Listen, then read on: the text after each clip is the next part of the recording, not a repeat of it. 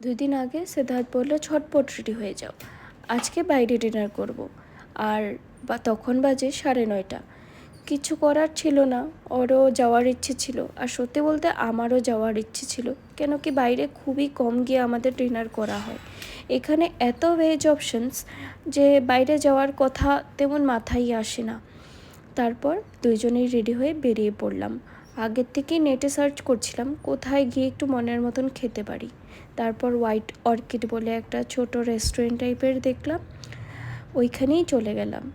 জায়গাটা খুবই সুন্দর ছিল, একটা ফ্যামিলি এনভায়রনমেন্টও ছিল, সাথে কাপল ফ্রেন্ডলিও ছিল।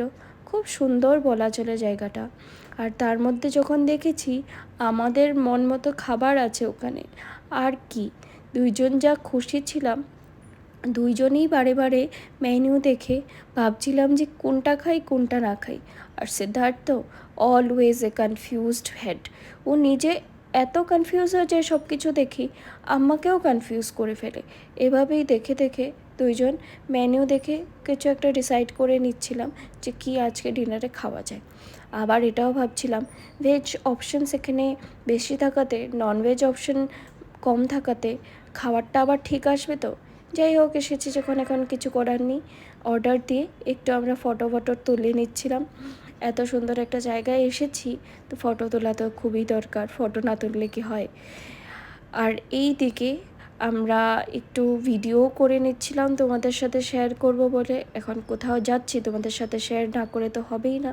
আর এইদিকে আমাদের এসে গেছিলো চিকেন টিক্কা, খুব টেস্টি ছিল এটা।